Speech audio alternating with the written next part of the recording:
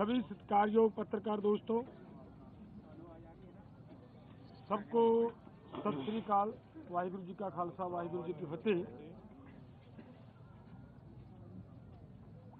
आप सबको बड़ी इंतजार थी कि प्रपोजल आई है, उसके ऊपर क्या किया है, क्या उसके बारे में कुछ तरह तरह के विचार चल रहे थे। कोई कुछ बोल रहा था, कोई कुछ बोल रहा था, लेकिन ये दोनों फोरमों की अब चर्चा होने के बाद ये फैसला लिया गया है कि जो सरकार ने प्रपोजल दिया है उस प्रपोजल की अगर उसे नाप तोल किया जाए तो उसमें कुछ नजर नहीं आ रहा। अगर इसको ध्यान से देखेंगे तो माननीय मंत्री जी कल ये बता रहे थे कि सरकार अगर एमएसपी की गारंटी दालों के ऊपर देती है तो हमारा 1.5 लाख करोड़ रुपया हमारी जेब से खर्च होगा, हमारे बजट के ऊपर वेट पड़ेगा। और इसी के बराबर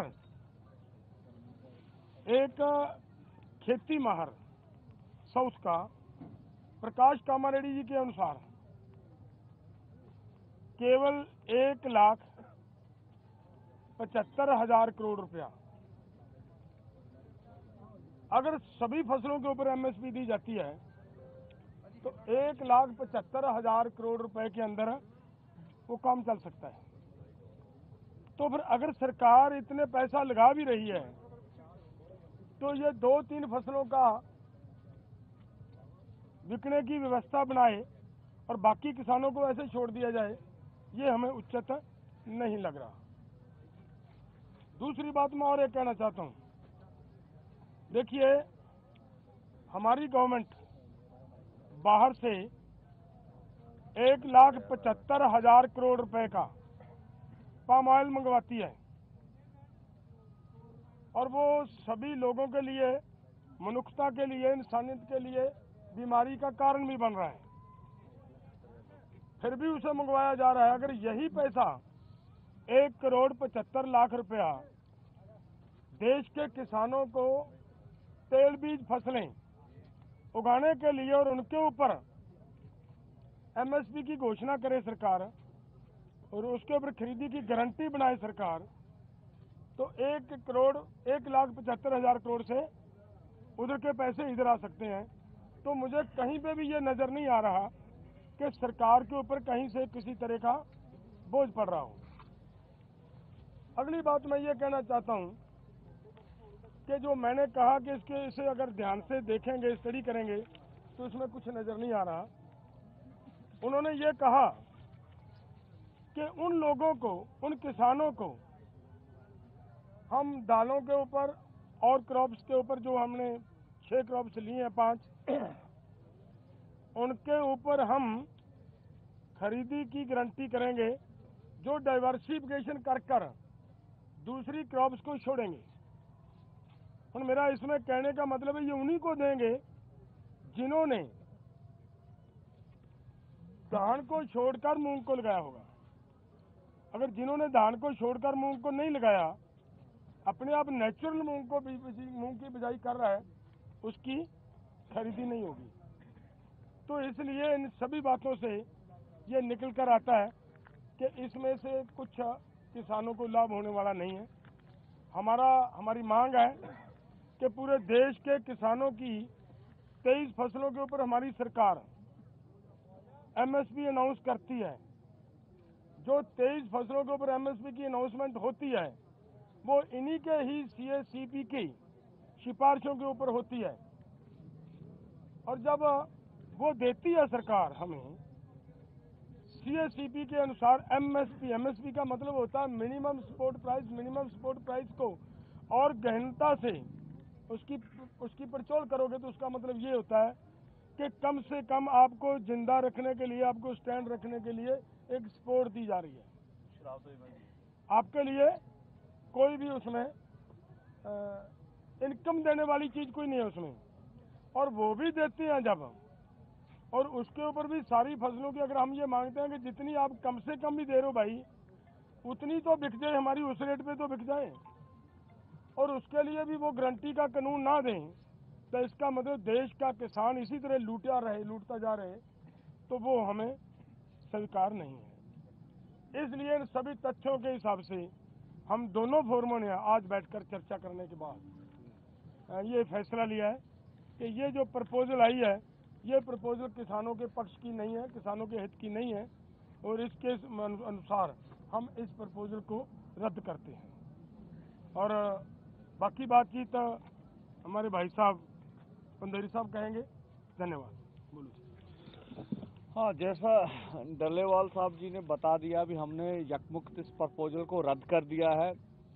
और जो ये कॉन्ट्रैक्ट फार्मिंग के नाम पर, डिवर्सिफिकेशन के नाम पर जो धान या गेहूं छोड़कर आएंगे, उनके साथ लीगल कॉन्ट्रैक्ट करेगी भारत सरकार। उसमें ऐसा आ रहा था, तो जो बात थी कि अगर पहले से कोई सरसों बीज रहा है और वो उससे नहीं निकला, उसका कुछ नहीं मिलने वाला। जो पैसे पहले से ही ये दालें वगैरह जो बोल रहे हैं वो बीज रहा, तो इस कैटेगरी में नहीं आएगा। हाँ, जो धान या गेहूं को छोड़ेगा वो इस कैटेगरी में आएगा। तो ये अनाउचित हमें बातें नजर आई।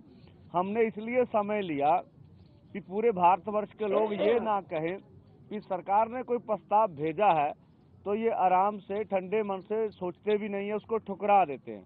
लेकिन जो मीटिंग में उन्होंने चाल चलने का यत्न किया, वो पूरे देश के समक्ष आज हम रख रहे हैं।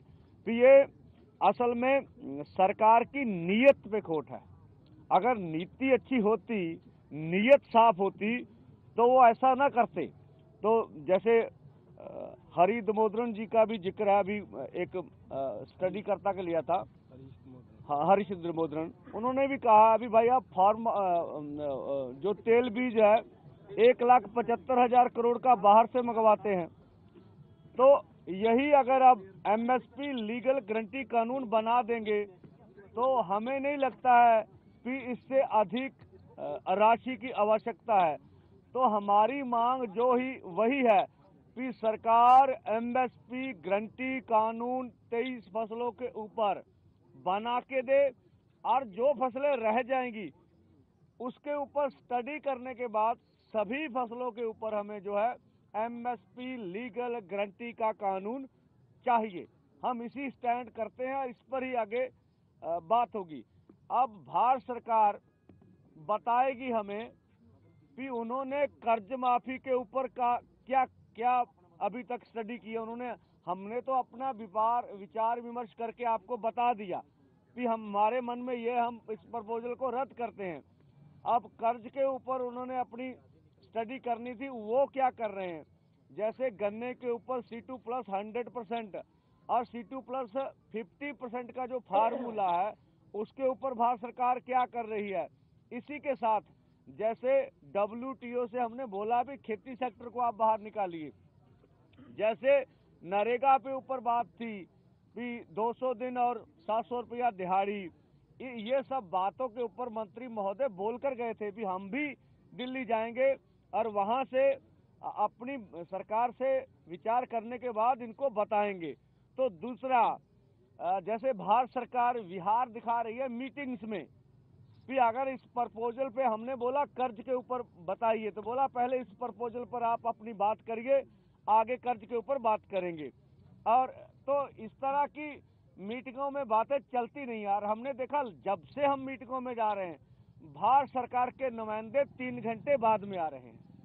ये थोड़ा बात होती है। अब हमें समय आप 5:30 का दे रहे हैं, मीटिंग आप 8:10 में शुरू कर रहे हैं, तो इतना तो किसी के पास समय नहीं है।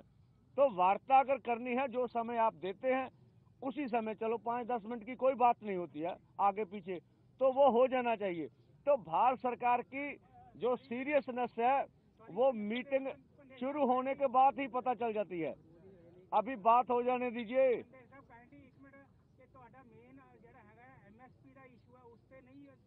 नहीं, मैं तो आना तुसी आके बह जाओ, तुसी दस दो हुण भी केड़ी गल आ, एवें ही, ठीक है।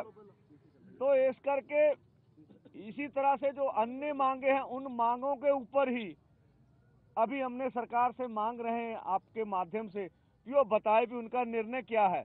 और दूसरा, कल खिनौरी बॉर्डर पर मनजीत सिंह जी पटियाला से थे, किसान की शहीदी हुई थी।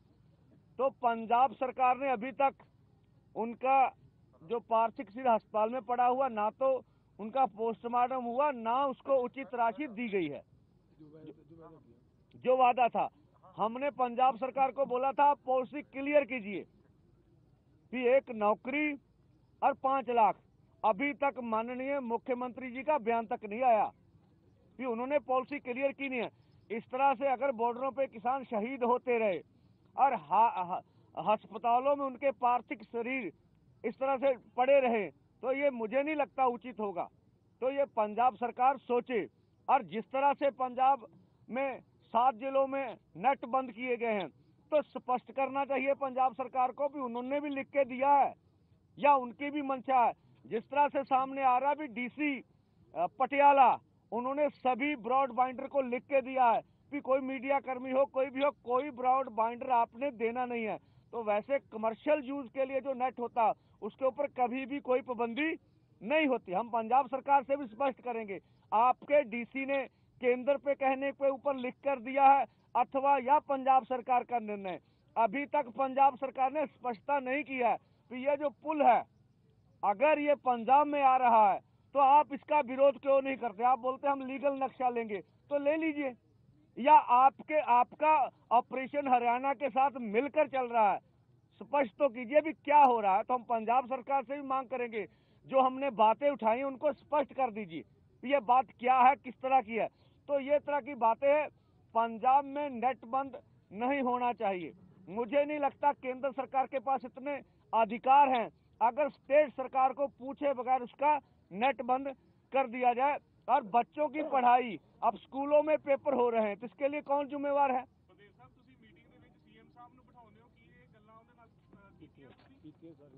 दस दो देखिए,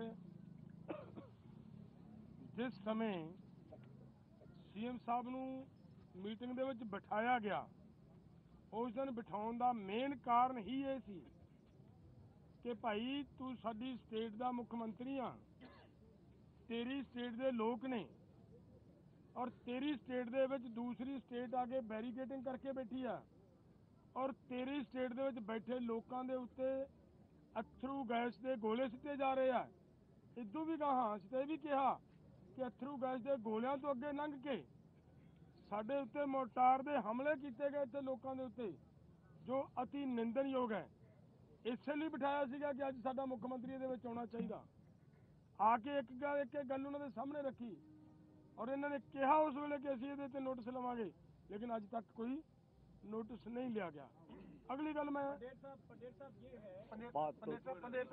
एक मिनट मेन इशू पे बोलते हैं मैं जरूरी एमएसपी वाला है कि आप कल रात जो आपकी 3 मांग मुख्य मांग थी, उससे अलग आपको ऑफर कुछ और दे दिया गया, 5 फसलों पर एमएसपी की गारंटी, कपास और मक्का, वो लेकर क्यों आए? वहीं आप रिजेक्ट करके जो बात 24 घंटे क्यों लगी समझने में आपको?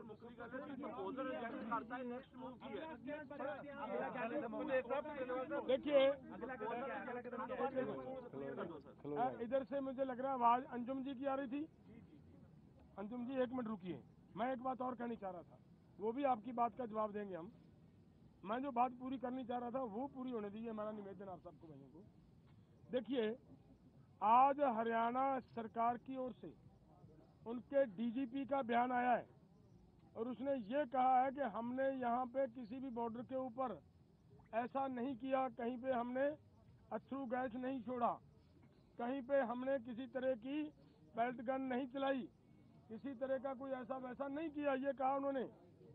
और हमारा ये कहना है कि अगर सच में डीजीपी साहब ने ऐसा ऑर्डर नहीं कहीं से मिला उनको, उन्होंने नहीं कहा और नहीं किया, तो जिन्होंने यहाँ पे ये किया और 400 के करीब लोग जख्मी किए, उनके खिलाफ तुरंत कार्रवाई क्यों नहीं करता हरियाणा गवर्नमेंट?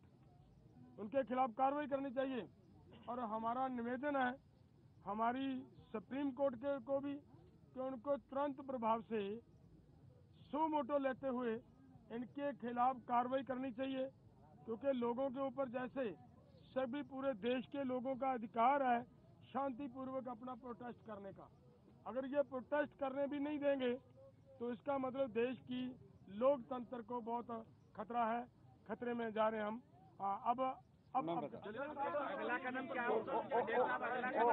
ओ फलो जो और पहले वो जवाब अंजुम, हाँ अंजुम जी का जवाब दे लेंगे। मैं दे लेंगे। देखिए, जो हमें मीटिंग में प्रस्ताव हमारे सामने रखा गया था और जो मंत्री महोदय ने बाहर आके बुलाया, उसमें बहुत फर्क था। और उसमें बगैर फिर सोचे हम निर्णय करते, वो अच्छा नहीं था। मीटिंग में तो ये प्रस्ताव था कि इन 5 फसलों के ऊपर पूरे भारतवर्ष में खरीदी की जाएगी। और जैसे पंजाब का पैटर्न भी आप देखते खरीदी करने का, यहाँ APMC एक्ट चल रहा है, मंडी बोर्ड है बैठा हुआ, मार्केट कमेटी से है, इसमें भी सरकार तो परचेज करती है, ठीक है। तो हमने तो ये लिया भी इसी तरह से पूरे देश भर में ये मुडला ढांचा खड़ा करेंगे और पूरे देश भर को कुछ फसलों पे MSP मिल रही है तो मिलेगी। पर जब मंत्री महोदय बाहर आके बोले तो तब वो बात क्लियर हुई भी असल में मंशा तो ये है। और इस समय में केंद्र की नीयत तो सबके सामने आ गई कि केंद्र वार्ता में कुछ और बात कहता है, बाहर निकल के PC में कोई और बात करता। तो इसलिए हमारा इसके ऊपर सोचना जरूरी था। मंत्री जी का बयान हमने आराम से सुना, स्टडी की और सभी से बात करके इसको रद्द कर दिया। और आप ठीक बोल रहे हैं, अगर उन्होंने मंत्री जी ने कहा कि बहुत इनोवेटिव और आउट ऑफ बॉक्स आइडिया किसानों की तरफ से आया, किसान भाइयों ने कहा। अगला बता दीजिए। SKM ने बोला है। नहीं, देखो SKM ने भी प्रोजेक्ट किया है। देखो, मैं बोल रहा हूँ, हमारी ओर से कोई प्रपोजल दी नहीं गई है, देंगे भी नहीं। हाँ, अगला कदम क्या होने वाला है? बिल्कुल पीसफुली ढंग ਨਾਲ 21 ਤਰੀਕ ਨੂੰ 11 ਵਜੇ ਆਪਾਂ ਦਿੱਲੀ ਵੱਲ ਨੂੰ ਮੂਵ ਕਰਾਂਗੇ।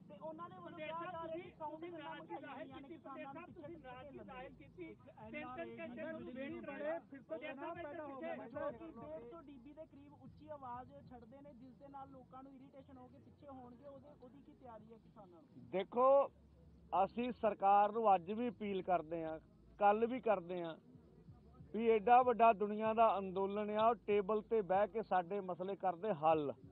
ਇੱਕ ਜਾਂ ਸਾਨੂੰ ਪੀਸਫੁਲੀ ਢੰਗ ਨਾਲ ਬੈਰੀਕੇਡ ਹਟਾ ਕੇ ਦਿੱਲੀ ਜਾਣ ਦੇਵੇ। ਹੁਣ ਇਹ ਦੋਵੇਂ ਕੰਮ ਨਹੀਂ ਹੁੰਦੇ, ਸਾਡੀ ਮਜਬੂਰੀ ਆ ਨਾ, ਅਸੀਂ ਫਿਰ ਅੱਗੇ ਵਧੀਏ, ਠੀਕ ਆ। ਇਸ ਕਰਕੇ ਜਿਹੜਾ ਤੁਸੀਂ ਕਰ ਰਹੇ ਹੋ ਵੀ ਉਹਨਾਂ ਨੇ ਜ਼ੋਰ ਨਾਲ ਆਵਾਜ਼ ਕਰਨ ਵਾਲੀ ਮਸ਼ੀਨ ਲਾਈ ਹੋਈ ਆ, किसी का कन्न बोला हो सकता किसान कर। हाँ, तनाव अगर पैदा होगा ना, अगर आप जो है फिर से हाँ, ਜਿਹੜੀ ਸਾਊਂਡ ਗਨ ਆ, ਇਹ ਭਾਰਤ ਦੇ ਲੋਕਾਂ ਤੇ ਵਰਤੀ ਨਹੀਂ ਜਾਣੀ ਚਾਹੀਦੀ। ਅਸੀਂ ਕੋਈ ਬਾਹਰ ਦੇ ਥੋੜੇ ਆ, ਇਸ ਦੇਸ਼ ਦੇ ਨਾਗਰਿਕ ਆ, ਕਿਸਾਨ ਆ, ਮਜ਼ਦੂਰ ਆ। ਤਾਂ ਸਾਨੂੰ ਜਾਂ ਤੇ ਪੁਰਅਮਨ ਢੰਗ ਨਾਲ ਆਪਣਾ ਅੰਦੋਲਨ ਚਲਾਉਣ ਦਾ ਹੱਕ ਦਿੱਤਾ ਜਾਵੇ, ਜਾਂ ਸਰਕਾਰ ਉਹਨਾਂ ਕੋਲੇ ਹੁਣ ਡਿਸਕਸ਼ਨ ਦੀ ਲੋੜ ਨਹੀਂ ਹੈਗੀ, ਅਸੀਂ ਮੀਟਿੰਗ ਜਾ ਕੇ ਡਿਸਕਸ ਕਰੀਏ। ਹੁਣ ਤਾਂ सरकार ਨੂੰ फैसले करने की लोड़ हैगी, वो फैसले करे। आगे बातचीत करेंगे, अभी रास्ता खुला है सरकार से बातचीत करने का, और मीटिंग हो सकती है, मीटिंग होगी। अभी आगे वाली मीटिंग नहीं है, रास्ता बंद। ऐसा नहीं कहा। हम वार्ता के लिए हमेशा तैयार है। ਧੰਨਵਾਦ ਸਾਹਿਬ, ਤੁਸੀਂ ਕਿਹਾ ਸੀ ਸਾਡੇ ਕੋਲ ਪਲਾਨ B ਹੈਗਾ, ਪਲਾਨ B ਤੁਹਾਡੇ ਕੋਲ ਕਿਵੇਂ ਹੈ, ਕਿਵੇਂ ਤੁਸੀਂ ਅੱਗੇ ਜਾਓਗੇ? ਤੁਸੀਂ ਕਿਹਾ ਸੀ ਸ਼ਾਂਤਮਈ ਤਰੀਕੇ ਨਾਲ ਜਾਵਾਂਗੇ। ਹਾਂ, ਦੇਖੋ ਸਵਾਲ ਕੀ ਹੈ, ਇਹ ਅਜੇ ਸਾਡੀਆਂ ਅੰਦਰ ਬੈਠ ਕੇ ਗੱਲਾਂ ਕਰਨ ਵਾਲੀਆਂ ਨੇ ਕਿ ਕਿਸ ਤਰੀਕੇ ਨਾਲ ਅਸੀਂ ਅੱਗੇ ਵਧਣਾ ਹੈ। ਇਹਦੇ 'ਚ ਕੋਈ ਰੌਲਾ ਨਹੀਂਗਾ ਕਿ ਅੱਗੇ ਵਧਣ ਦਾ ਐਲਾਨ ਹੈ, ਅੱਗੇ ਵਧਣਾ ਹੈ। ਔਰ ਇਹ ਵੀ ਸਾਡੀ ਇਹਦੀ ਵੀ ਕੋਸ਼ਿਸ਼ ਹੈ ਕਿ ਕਿਸੇ ਵੀ ਤਰ੍ਹਾਂ ਦੀ ਇੱਥੇ ਹਿੰਸਾ ਨਹੀਂ ਹੋਣੀ ਚਾਹੀਦੀ, ਇਹ ਸਾਡੇ ਵੱਲੋਂ ਪੂਰਾ ਯਤਨ ਹੈ। ਸਾਰੇ ਅਸੀਂ ਆਪ ਦੀ ਇਸ PC ਦੇ ਮਾਧਿਅਮ ਤੋਂ ਸਾਡੇ ਇਸ ਅੰਦੋਲਨ ਦੇ ਵਿੱਚ और उधरले अंदोलन दे विच जिथे बैठे हमारे किसान साथी हैं, सब नूं साडी हथ जोड़ के अपील है कि शांति बना के ही अंदोलन जिते जाते ने। सरकारां चाहुंदियां ने कि तुहानूं उगर करके अंदोलन नूं खंडाया जाए, लेकिन साडी सरकार नूं अपील है कि साडा दिल्ली जाण दा जो प्रोग्राम है ਜਾਂ ਤਾਂ ਸਾਡੀਆਂ ਮੰਗਾਂ ਮੰਨ ਕੇ ਤੇ ਸਾਡਾ ਮਸਲਾ ਹੱਲ ਕਰੇ, ਨਹੀਂ ਕਰਦੀ ਤਾਂ ਸਾਨੂੰ ਫਿਰ ਆਰਾਮ ਨਾਲ ਦਿੱਲੀ ਬੈਠਣ ਦੇਵੇ। ਫਿਰ ਕੀ ਦਿੱਕਤ ਹੈ ਸਰਕਾਰ ਨੂੰ?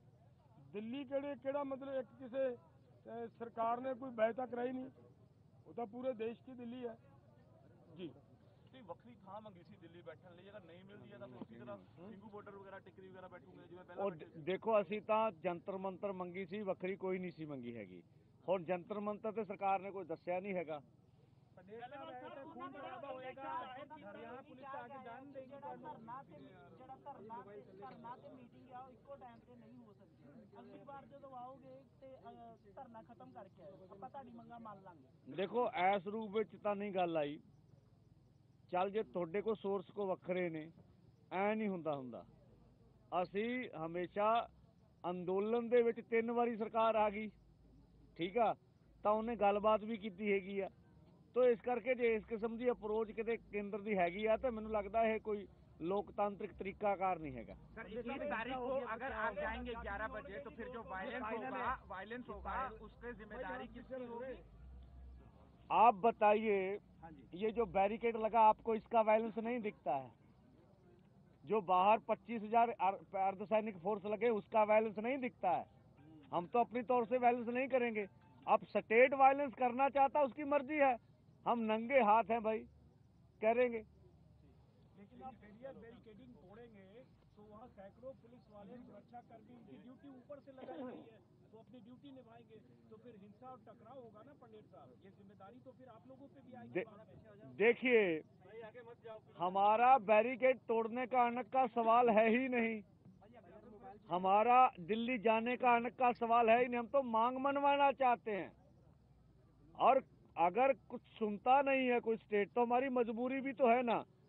हमने जैसे पहले भी बचाव किया, आगे भी बचाव करेंगे। उधर भी हमारे जवान हैं, इधर किसान है, उधर जवान है, हमें सबका मालूम है। और जो ये किसान जवान का नारा निकालते जिंदाबाद, और उनको लड़ाने के लिए केंद्र सरकार तैयारी में है, तो ये पूरी दुनिया देख रही, पूरा देश देख रहा है। अगर ऐसा सरकार हमारे ऊपर जबर करती है तो हम स्वयं कहेंगे, ये देश के लोग तो फिर सोचेंगे ना कि ऐसे लोगों को देश की सत्ता मिलनी चाहिए कि नहीं मिलनी चाहिए। प्रदेश साहब, एसकेएम ने भी रद्द कर दिया ये फैसला जिस तरीके से आप दोनों की यूनिटी बनेगी, दोनों जो देखो साडे इस मसले ते कोई अपनी राय रखने ਲਈ आजाद हैगा, कोई की सोचदा उन्हां दा अपना हक हैगा वा। ਅਸੀਂ कदी भी ਏਕੇ ਲਈ ना ਤਾਂ ਭੱਜੇ ਆ, ਨਾ ਗਾੜੀ ਭੱਜਾਂਗੇ। ਸਾਡੀਆਂ ਕਮੇਟੀਆਂ ਬਣੀਆਂ, ਅਸੀਂ ਸਾਰਿਆਂ ਤੱਕ ਅਪਰੋਚ ਕੀਤੀ, ਹਰੇਕ ਨੂੰ ਆਪਣਾ ਹੱਕ ਹੈਗਾ, ਕੋਈ ਆਉਣਾ ਚਾਹੁੰਦਾ ਨਹੀਂ ਆਉਣਾ ਚਾਹੁੰਦਾ। ਜਿੰਨੇ ਵੀ ਆਉਣਾ ਖੁੱਲਾ ਸੱਦਾ ਵਾ, ਕਿਸਾਨਾਂ ਮਜ਼ਦੂਰਾਂ ਦੀ ਲੜਾਈ ਲੜਨੀ, ਸਾਡੇ ਲਈ ਨਹੀਂ ਕਿਸੇ ਨੇ ਆਉਣਾ ਹੈਗਾ। ਜਥੇਬੰਦੀ ਦੀ ਅਪਰੋਚ ਕਰ ਰਹੀ ਹੈ ਤੁਹਾਨੂੰ ਕਿ ਬਾਕੀ ਦੀਆਂ ਜਥੇਬੰਦੀਆਂ ਦੇਖੋ ਸਾਰਿਆਂ ਨਾਲ ਗੱਲਬਾਤ ਤਾਂ ਕੋਈ ਐ ਤਾਂ ਨਹੀਂ ਹੈਗਾ ਭਰਾ ਮਾਰੂ ਜੰਗ ਆ, ਗੱਲਬਾਤ ਤਾਂ ਸਾਰਿਆਂ ਨਾਲ ਹੁੰਦੀ ਆ, ਬੋਲ ਚਾਲ ਚੱਲਦਾ ਵਾ। ਬਾਕੀ ਹਰ ਇੱਕ ਦੀ ਆਪੋ ਆਪਣੀ ਪੋਜੀਸ਼ਨ ਹੈਗੀ ਆ ਜੀ। ਤੁਹਾਡੀ ਪੋਜੀਸ਼ਨ ਕੀ ਹੈ ਜੀ? ਸਾਡੀ ਪੋਜੀਸ਼ਨ ਸੰਘਰਸ਼ ਕਰਨ ਦੀ ਆ ਜੀ। ਪੰਡੇਰ ਸਾਹਿਬ, ਜੇ ਕੋਡ ਆਫ ਕੰਡਕਟ ਜਲਦੀ ਲਾ ਦਿੰਦੀ ਹੈ ਸਰਕਾਰ